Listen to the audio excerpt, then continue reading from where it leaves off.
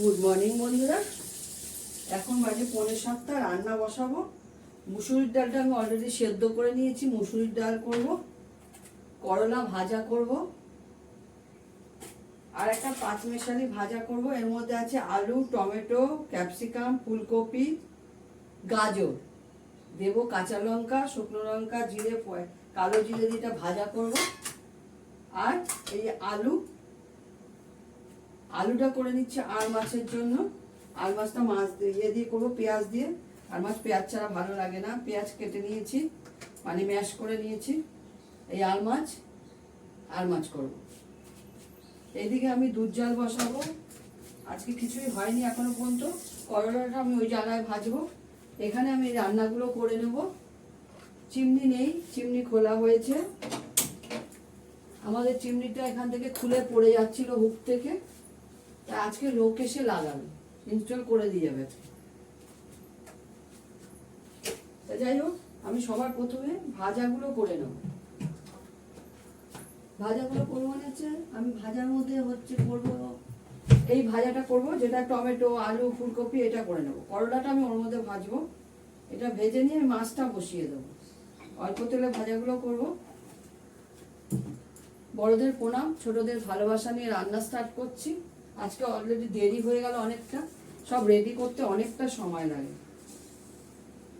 একটু কালো জিরে দিলাম এর মধ্যে, একটা শুকনো লঙ্কা দেব। আমার চিমনিটা হচ্ছে ভেন্টিয়ার অটো গোল্ডের চিমনি, অনেক বছর হলো রয়েছে, খুবই ভালো রয়েছে।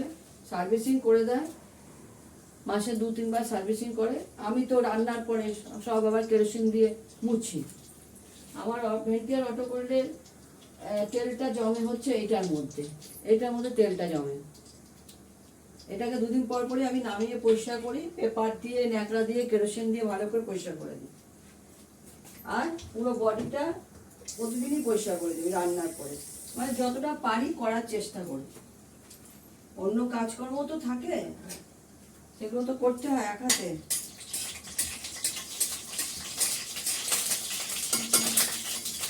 বারে বারে মনে পড়ছে চিমনি চালাতে হবে, কিন্তু চিমনিতে নেই, সেটা খেয়াল থাকে না। যাই হোক, এটা বসিয়ে দিই, ডালটা পরে ফোড়ন দিই। আমি ওটা যেমন কালো জিরে দিয়েই দিয়েছি, ডালটা পরে ফোড়ন দেবো। ডালটা অপশন করে নিলাম। ওদের এখনো কিচ্ছু হয়নি, মাংস করব। এখন একটু গাজর কাটবো, চাউমিন করবো। মিস্টার দত্ত এখন কোনো টিফিন নেয় না, আমাদের জন্য একটু চাউমিন করে নেব।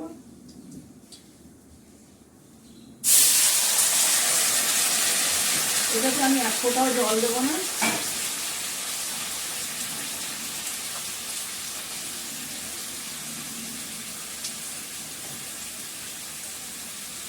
নুন দিলাম, একটা শুকনো লঙ্কা, কালো জিরে ফোড়ন দিয়েছি, একটু হলুদ দেবো, মিষ্টি দেবো। এটা ফ্রাই হবে, মানে ভাজা ভাজা হবে।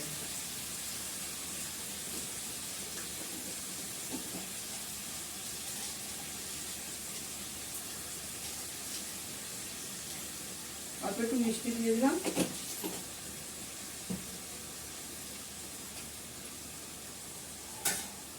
এদিকে গ্যাসটা খালি যাচ্ছে, যেখানে একটা কিছু বসিয়ে দেবো। ওদের মাংসটাই বসিয়ে দেবো। কালকে আমাদের নিরামিষ গেছে, এটা হতে থাক। ভাজাটা ঢাকা দিয়ে দিই, বা ঢাকা দিয়ে দিলে না সেদ্ধ হয়ে যাবে।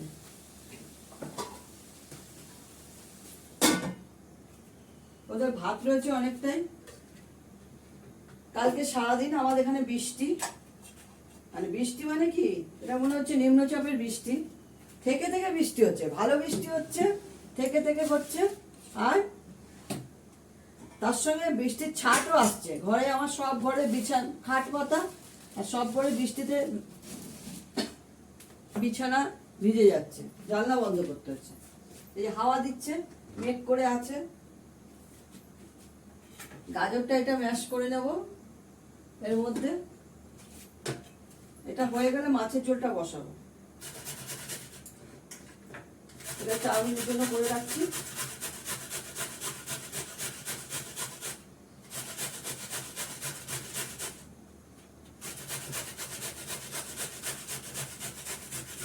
চাউমিনের জন্য পরে একটা পেঁয়াজ কাটবো।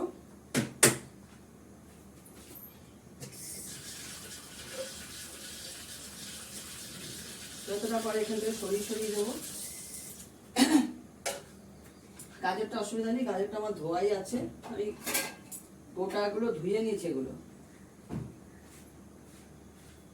পেঁয়াজ কাটার জন্য বোটটা আমার রাখতে হবে। ঠিক আছে, এটা হতে থাক, দেখাচ্ছি।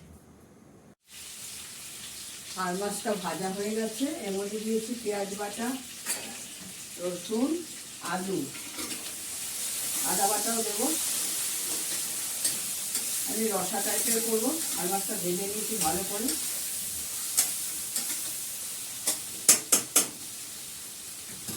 তারপরে হয়ে গেলে করলাটা আর পটলটা ভাজবো।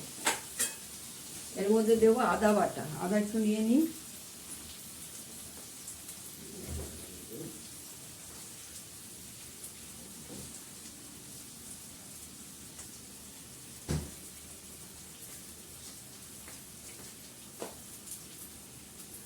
আদা নিয়ে এলাম, আদা ঘষে দেবো এর মধ্যে।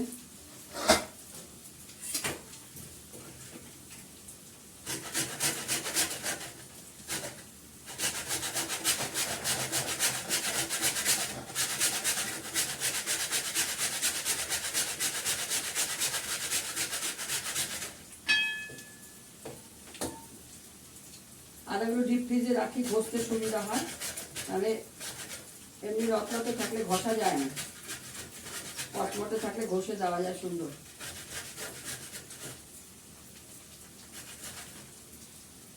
চোকলা চোকলার মতন বেরিয়ে যাবে, চোকলাটা দেবো না।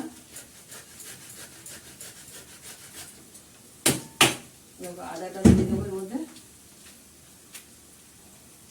আদা বাটা। এর মধ্যে দেবো একটু কাশ্মীরি লঙ্কার গুঁড়ো, দেবো নুন, নুন দেবো, হলুদ দেবো,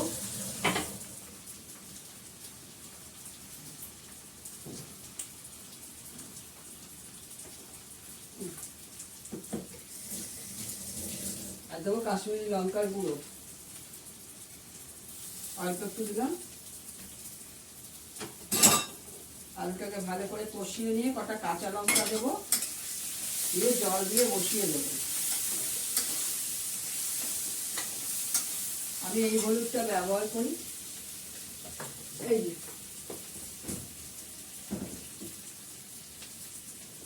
এভারেস্টে এই হলুদটা ব্যবহার করি।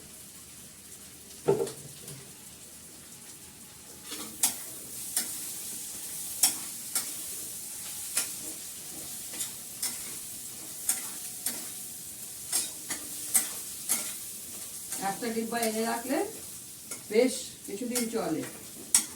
হলুদ তো সব কিছুতে ইউজ করতে হয়। দেখো সুন্দর করে কষে গেছে, তেল ছেড়ে দিয়েছে। এর মধ্যে আমি একটু দেবো মেথি ফোড়ন, যেহেতু আমি রসা বানাবো মেথি দেবো এর মধ্যে।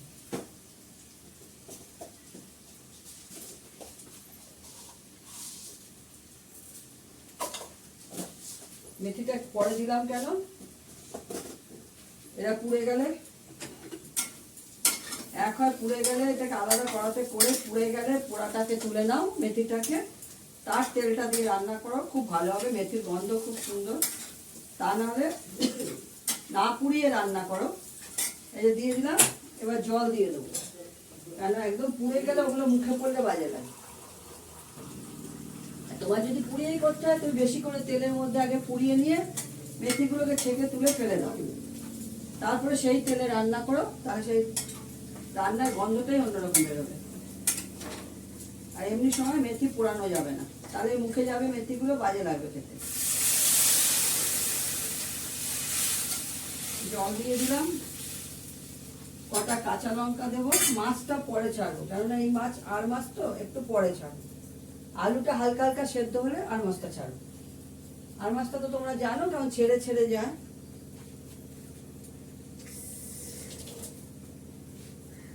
এটা হয়ে গেলে পটলটা এটা ভাজবো। এটা নামানোর সময় অতি অবশ্যই ঘি গরম মশলা দিয়ে নামাতে হবে রসাটাতে।